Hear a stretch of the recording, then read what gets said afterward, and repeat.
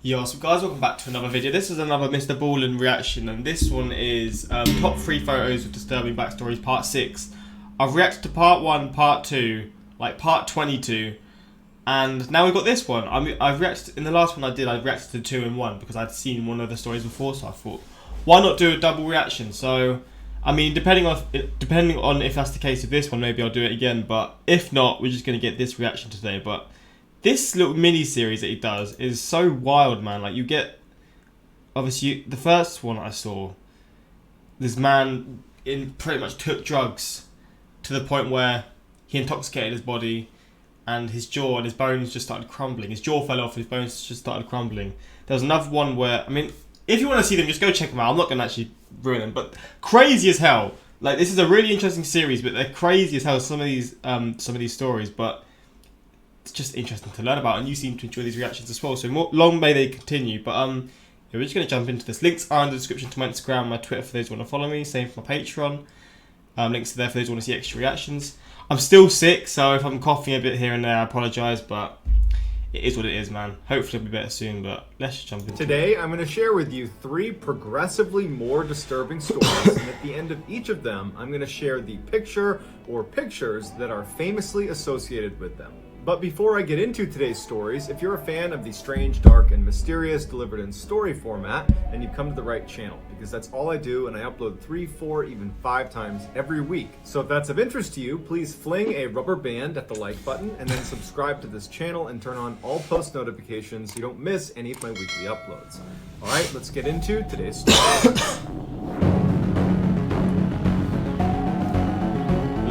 Nostalgic, legendary intro itself, man. I love this intro. Gets you ready for the In 2014, a 20-year-old man living in India named Maksud Khan had become completely and totally obsessed with tigers. His wife and his family were entirely not a good obsession. I'm gonna guess he's gonna probably get comfortable around them and start chilling with them. When I see shit like that, I'm like, you deserve what's coming to you, man. I've seen, obviously, Tiger King, and that sort of started getting me interested in seeing these sort of stories of people keeping these crazy animals as pets, like exotic animals as pets. And they, like, go into their enclosures and, like, hug them and play fight. Like, you're nuts, man. What caused him to be so fixated on tigers, but they noticed after a kind of random trip to the zoo that he took, that he came home and all he could talk about were tigers. So they figured he must have seen tigers at the zoo and just become totally enamored with them. But Maksud's obsession with tigers was not just, love and affection for these animals, although certainly there was that. It was more of a dark fascination with tigers' savage nature. The story Maksud used to tell all the time to his friends and family was about this tiger that was in captivity, and one day its 2 trainers had gone into the cage to put a garland of flowers around its neck for maybe some ceremony or something. And the tiger just wasn't having it that day, and when they went to put it on its neck, the tiger kind of snapped and killed the 2 trainers. Now, Maksud was not telling the story to kind of glorify the violence of it, or even to act like it wasn't a big deal that these trainers had been killed. He was telling the story with a reverence for these creatures that were kind of untamable, that even in captivity, they were in control, and he was just totally fascinated by them. In May of that year, Maksud lost his job, something that unfortunately happened all the time for him because he was known to be kind of lazy and kind of happy-go-lucky, didn't take things very seriously. He had actually been fired from a job one time when he was supposed to be unloading sacks from a truck and got distracted by some small animal and ran after it, and his employer fired him for it. But his family depended on him, and they said, Maksud, you got to go out and get another job. And so during the day, Maksud would go out and tell his family, I'm going out job hunting, but what he was really doing is spending the little money his family had to go to the zoo to go look at these tigers that he was so in love with. So for the next 4 months, Maksud would just lie to his family and would go to the zoo and stare at the tigers in their exhibit. Holy shit. And so one day, when he was doing just that, on September 23rd, 2014, he was looking into the white tiger exhibit. Now, the way it was set up is there was an outer fence that all of the people who were at the zoo could stand right against, and it was an open-air exhibit. Right on the other side of that fence, all the way around, was a little bit of land that protruded into the exhibit a little ways, and then it would drop straight down into a moat that was another layer of protection between the tigers and people, so they were not interacting. If you continued straight past the moat, it would go back up again to this little island right in the middle of this exhibit where all the tigers would spend all their time. For some reason that we don't fully understand, although one could guess that it was simply because Maqsood wanted a better look at the tigers, he climbed over that first fence, the one that no visitors are allowed to cross. And he walked to the edge of that piece of land that sits over that moat. And he's looking down at the tigers, and the guards are telling him to go back, get back on the other side of the fence. All of the other people that are there watching the tigers as well, the other visitors, they're saying, hey, come back, don't do what you're doing. I've just realised there's going to be a picture. This whole series is based on pictures. Don't show me a picture of him being mauled to death or something. Please, please, please. At some point, Maqsood fell 15 feet into the tiger enclosure. Oh, immediately, days, an alarm goes off, waking up the tigers in their habitat. So they don't know what's going on. They're kind of looking around. And the people that are watching this happen from the safety of behind this fence, they're screaming and yelling, and they're trying to get security to come over, and they're trying to save this guy. It's just chaos. But what's really happening is they're totally inciting the tigers to see what the heck's going on. And very quickly, one of the tigers notices that there is now a person, Maqsood, who's in the moat. And the tiger jumps down into the moat and walks right over to Maqsood. And Maqsood is sitting there, and he's absolutely terrified. And people said that he was just praying, and he's huddled up against the side of the moat. And the tiger's just looking at him. The tiger's not... Bro, you've wanted this, man. This is what you've been living for your whole life, man. This exact moment of being next to a tiger. Been fantasizing it for your whole life, and now you're there, you're scared. Come on, man. You're the reason this has happened. Showing signs that it's going to harm Maqsood. But the people that were watching this happen, that are on the other side of this fence, are either taking videos and pictures of the event, or some of them begin picking up rocks and throwing them at the tiger to try to, I guess, get the tiger to leave Maqsood alone. 10 minutes goes by of people throwing rocks at this tiger, and the tiger gets really upset. And so what do you think happens once the tiger gets upset? It attacks Maqsood. The tiger clamped down on Maqsood's neck and dragged him over to a grassy kind of hidden section within the enclosure. And by the time the staff finally showed up with a tranquilizer gun, it was too late for Maqsood. He was already dead. Here is the final picture of Maqsood after... Oh my god! Sorry, I must have just burst your eardrums there. Oh my days, man. Holy fallen shit. Inside of that moat. This is taken moments before this tiger would ultimately attack and kill him. The police would ultimately charge the zoo staff with death by negligence for their incredibly long response time. Yeah, I was kind of intrigued to hear that they were throwing it for 10 minutes and they still weren't there to help him. And for not having any alternative rescue methods in place. Big wave. John and Jackie Nill were a Canadian married couple that loved traveling to Thailand. In fact, they went there so often and loved it so much that they considered it their second home. In 2004, instead of spending Christmas with their family back home in Canada, they decided, you know what, we're empty nesters, we're on our own, let's go spend Christmas in a place that we love that's also warm, Thailand. And so they settled on one of their favorite spots in Thailand called Khao Lak. It's this beautiful beach town. They'd been there many times, and so they were pumped. On Christmas Day, they called their family and said they're having such a great time. The weather is beautiful. They have this wonderful beach right in front of them. And by all accounts, their vacation seemed to be going really perfectly. On December 26th, the day after Christmas, the couple woke up and decided to head down to the beach to spend the day lounging on the sand. But as soon as they stepped out of their villa and looked down at the beach, which was right outside of where they were staying, they saw this huge crowd of people standing on the sand.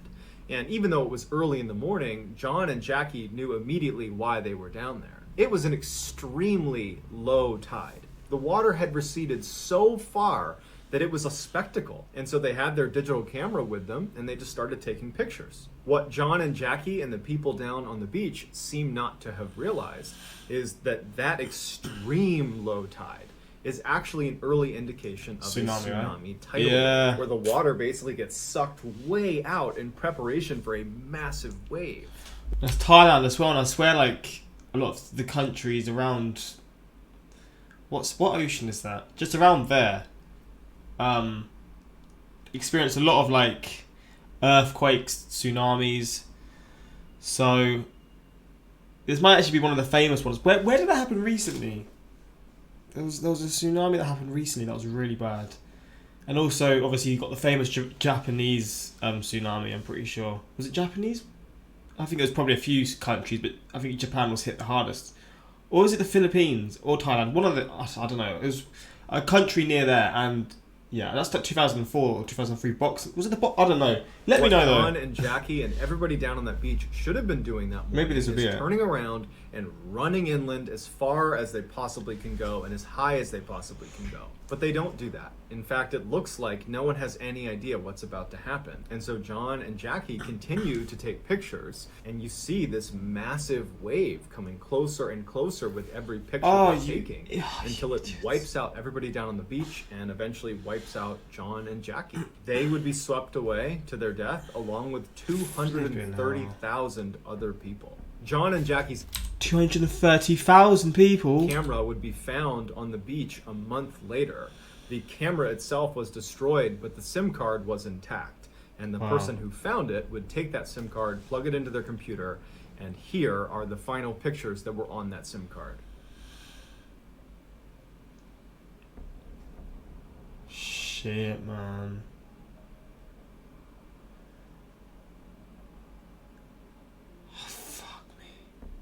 Just literally seconds before. John Jones and his family were avid spelunkers. What a terrible way to go. Term given to people who explore underground caves. In November of 2009, 26-year-old John was back home in Utah celebrating Thanksgiving with his family. During his visit, someone in his family suggested they go cave exploring like old times as a way to kind of reconnect.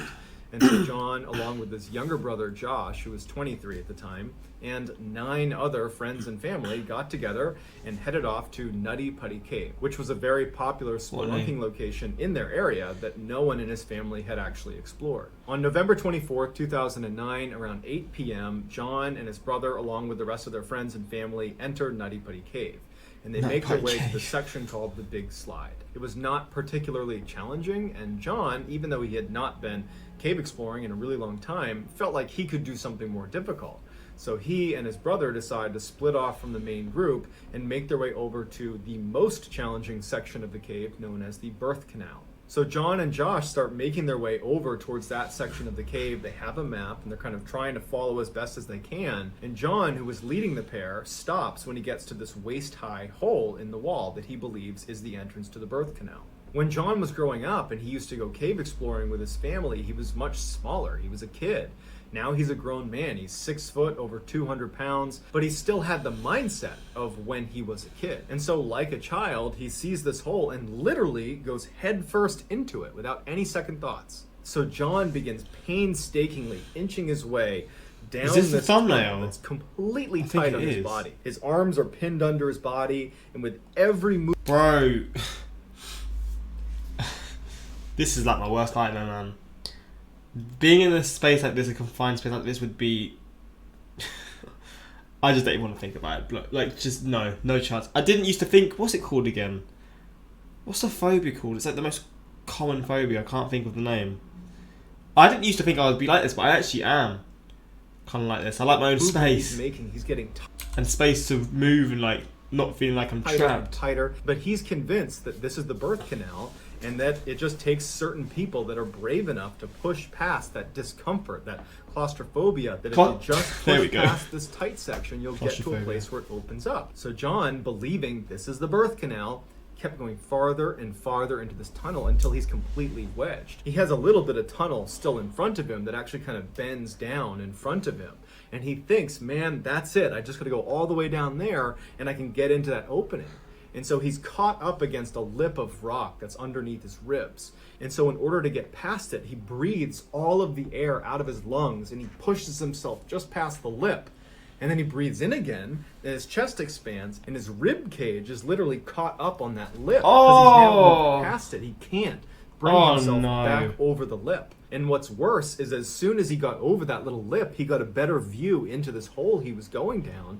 And it dead ends. It just gets to a point. There was nothing there. It was not the birth canal. Oh my days. It was an unmarked tunnel somewhere in this cave. So he's trapped, and he knows it. And to make matters even worse, John was almost completely upside down. John yells to his brother and says he's stuck. Josh starts going down this tunnel, and he almost immediately gets stuck.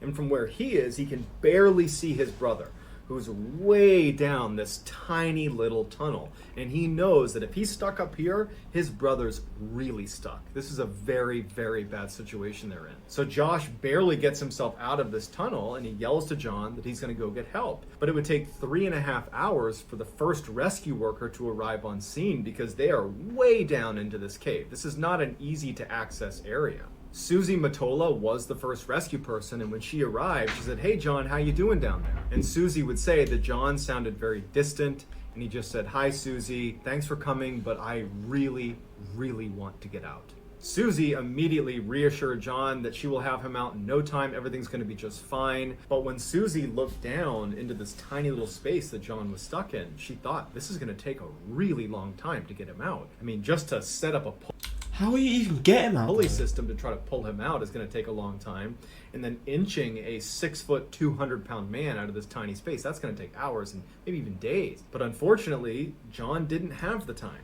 The human body is designed to be upright, with gravity helping your heart pump blood to the rest of your body. When you're inverted, blood pools in your brain and your heart. He's going down as well. Oh my days. I mean, I knew he was going down. I knew he was low, but I didn't know if he was going sort of up or sideways or what. But oh no, so that's even worse then. Imagine that, you're just stuck upside down for however long. I mean, he may like now say MrBallen, but what's the longest like someone can stay upside down for? It's probably not that long, is it? Not work fast or hard enough to get it out in time, and so it eventually causes your body to shut down. So when the trauma physician saw that John was inverted and he had already been there for 3.5 hours before rescuers even got to him, he told Susie and the rest of the rescuers that John maybe has 8 to 10 hours left to live. The rescuers tried everything to try to get John out of the cave. They put a rope around his legs and tried yanking him out. Didn't work. They set up an elaborate pulley system. It barely worked, but they kept falling out of the wall, and so it was taking all this time just to get set up, only to move him a fraction of an inch. They got drills and chisels, and they went down into the tunnel and began trying to chisel John out. But again, it was almost negligible progress, and it was just taking too much time. As the rescuers are doing everything they can to try to get him out, they noticed that John's breathing was becoming labored and his voice sounded nasally, indicating that more and more fluid was building up now inside of his lungs, and that probably they were within the last few hours that he was going to be alive. At some point, they finally got John to move just a couple of inches using this really elaborate pulley system that they had found a way to stay anchored in the walls, but they saw there was a huge problem. No matter what system they were going to use to get John out of this hole, due to the angle of the cave he had crawled into, his legs would not fit. They would not bend in the right direction on the way out. They would have to break his legs in order to curve him around this bend in the cave. With John's breathing already labored and him being basically unresponsive at this point, they figured that if they broke his legs, that would just send him into shock and kill him anyways. And so they realized that they cannot get John out of this cave. He's going to die here.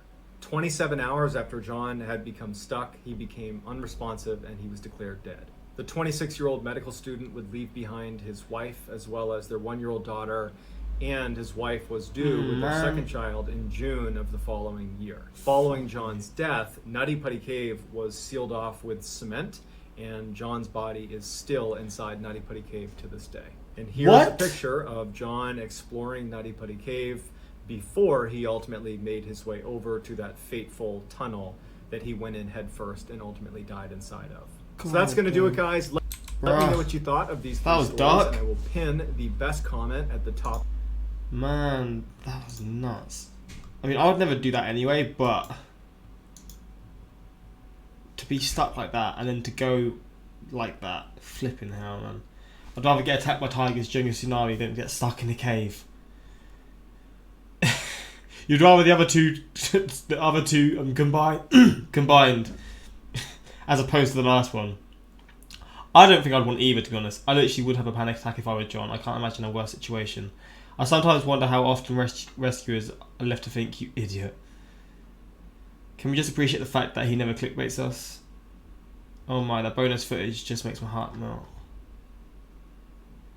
Yeah, I want to do another video today and I want to talk more, but I'm really feeling shit actually, so I'm probably going to have to end it here. But another crazy ass video. And I mean, I'm gonna do more of these reactions to his videos and more of the top 3 disturbing photos with disturbing backstories, because they are something else, man. Seeing these stories and seeing sort of pictures before it happened is just kind of surreal. But yeah, hopefully you enjoyed this, and until next time, like, subscribe, peace.